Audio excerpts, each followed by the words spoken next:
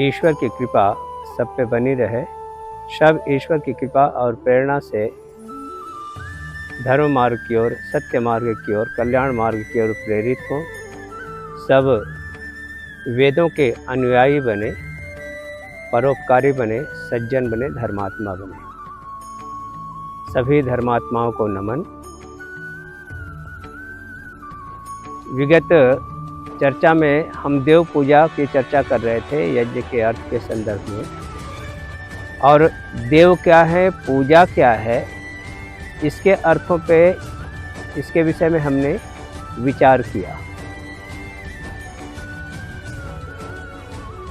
और आगे हम इस पे विचार करेंगे कि देव जो दो प्रकार के हैं, जड़ और चेतन देव, इन देवों का हम पूजन कैसे करें।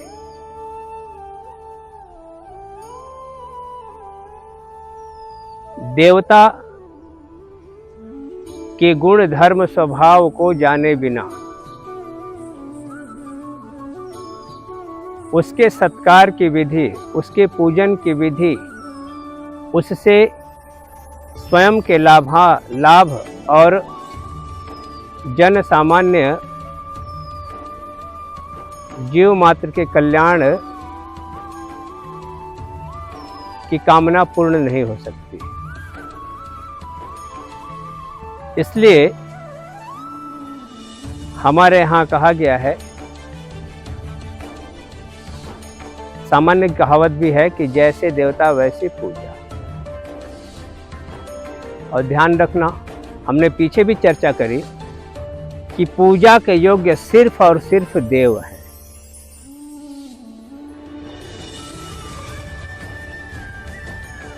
मनुष्यों के साथ यथा योग्य व्यवहार होना चाहिए, क्यों मनुष्य पाप पुण्य, सत्य असत्य, धर्माधर्म दोनों से आसक्त रहते हैं। जब वो सत्य की ओर प्रवृत्त हो, जब वो धर्म की ओर प्रवृत्त हो, कल्याण की ओर प्रवृत्त हो, उनका सम्मान, उनका उत्साहवर्धन, उनका सहयोग होना चाहिए। और जब मनुष्य संस्कार वशात पाप की ओर, असत्य की ओर, अन्याय की ओर प्रवृत्त हो, तो उनको मर्यादा पूर्वक रोक करके यथा विधि रोकने का प्रयत्न होना चाहिए और उनको पुनः धर्म की ओर यथा विधि चलाने का प्रयत्न होना चाहिए।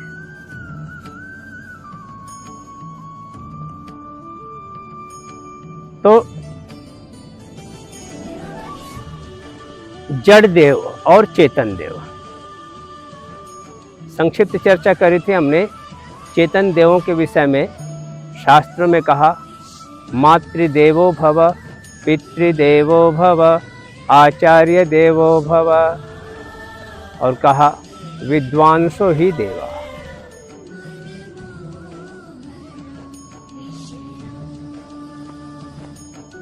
और शतपथ ब्राह्मण में एक बात और कही देव के परिभाषा के, उनके लक्षण के संबंध में, सत्यम वै देवा।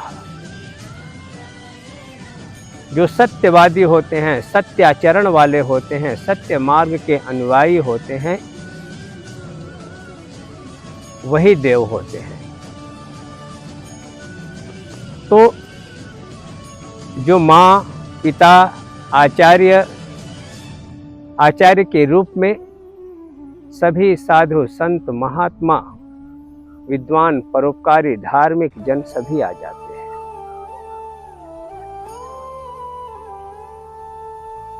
तो इनका पूजन अर्थात इनका सम्मान, इनकी सेवा, इनकी आवश्यकताओं की पूर्ति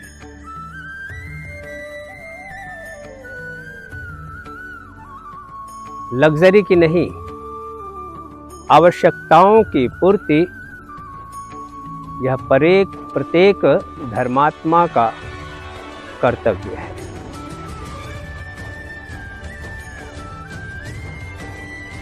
तो इसलिए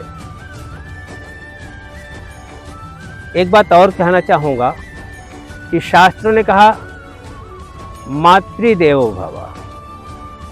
ध्यान रखिए, स्त्री जब संतान को जन्म देती है तो वह जननी होती है। शास्त्र ने ये नहीं कहा कि जननी देवो भव, लेकिन जब वह स्त्री संकल्प पूर्वक शास्त्र के विधि के अनुसार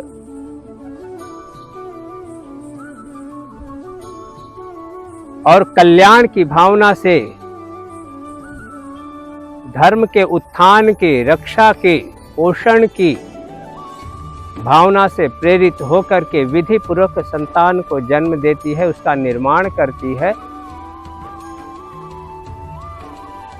तब वह माता कहलाती है। माता निर्माता भवति।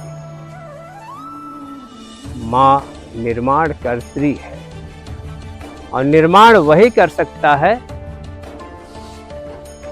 जिसको निर्माण की प्रक्रिया विधि का यथा योग्य विधिवत ज्ञान। ठीक यही बात पिता के संदर्भ में कही जा सकती है।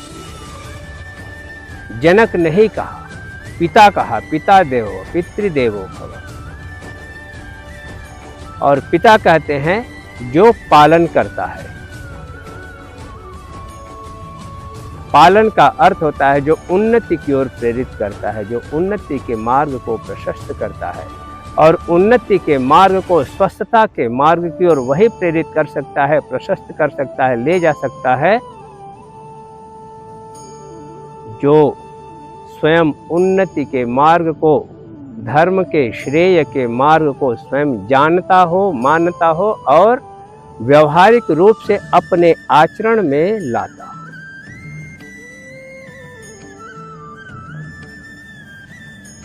इसलिए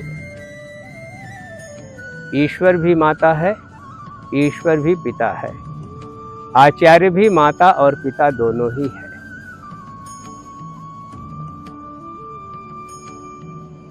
तो इसलिए शास्त्र के प्रत्येक शब्द अपने गांभीर्य को प्रकट करते हैं, एक पवित्र और कल्याणकारी अर्थ को हमें प्रेषित करते हैं। तो माँ, माता और पिता ये हमारे लिए पूजनीय हैं।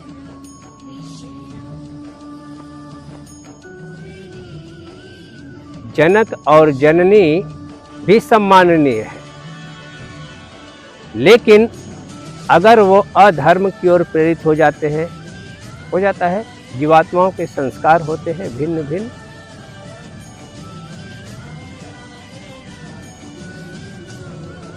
तो संतान फिर जो है माता पिता के कुसंस्कारों के कारण धर्म मार्ग से भटक जाती है, वह फिर आसुरी प्रवृत्ति में चली जाती है, देव प्रवृत्ति की विरोधी हो जाती है।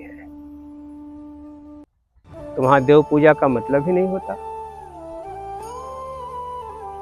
तो इसलिए माता और पिता और आचार्य, आचार्य कौन? जो स्वयं आचरणमान हो, जो स्वयं विद्वान हो, धार्मिक हो, साधक हो, ईश्वर भक्त हो, परोपकारी हो, उदार मना हो और अपने और जगत के कल्याण के लिए वेद विद्या का योग्य शिष्य को उपदेश करे।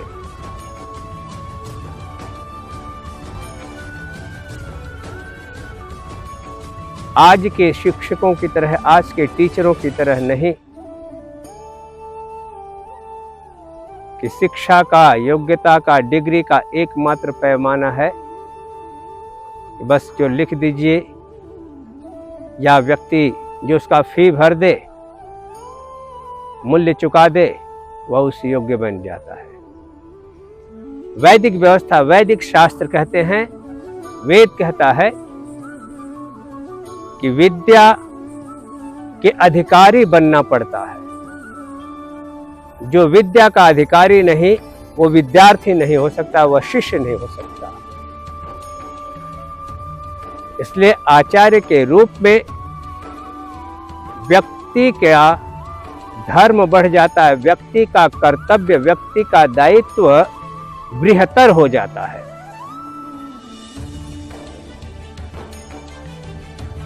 तो ऐसे आचार्य ही पूजनीय है।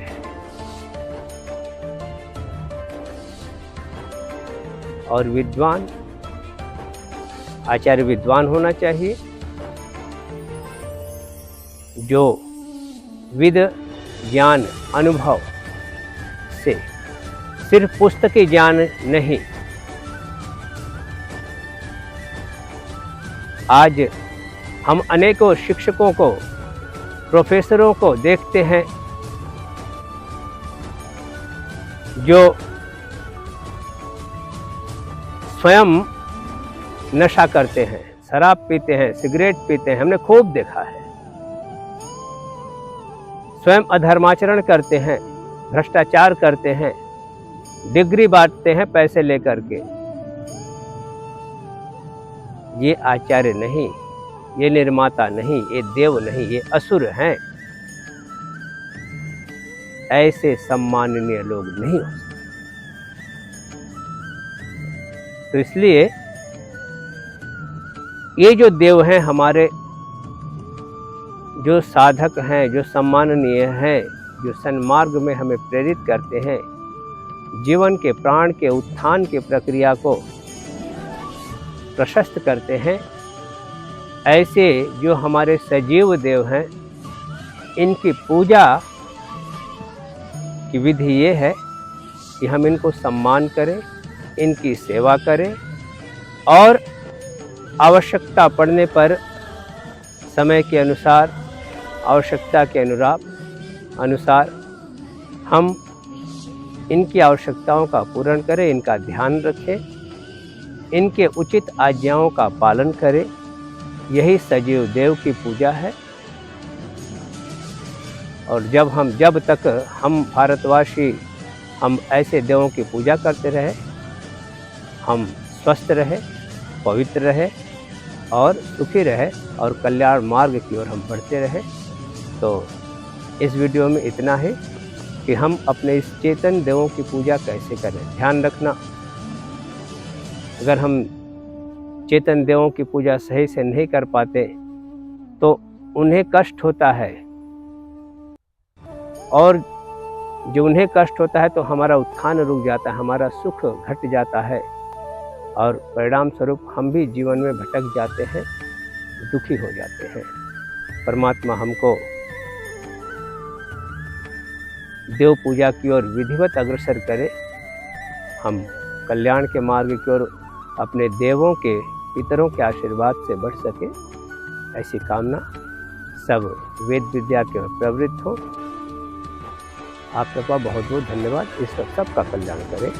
और साथ ही निवेदन पुनः कर रहा हूँ कि वेद विद्या के प्रचार प्रसार के लिए यथा सामर्थ्य श्रद्धा पूर्वक आसपास आपके कहीं गुरुकुल चल रहे हो, ऐसे आचार्य हो, पवित्र हो, ऐसे संत महात्मा जो धर्म राष्ट्र के लिए समर्पित हो, प्रयत्नशील हो, आप उनका अवश्य सहयोग करें, समर्थन करें और गुरुकुलों का सहयोग अवश्य करें, क्योंकि गुरुकुल ही वेद विद्या का आधार है। गुरुकुल के माध्यम से ही वेद विद्या का प्रकाश प्रसार हो सकता है। आप सबका बहुत बहुत धन्यवाद। ओम।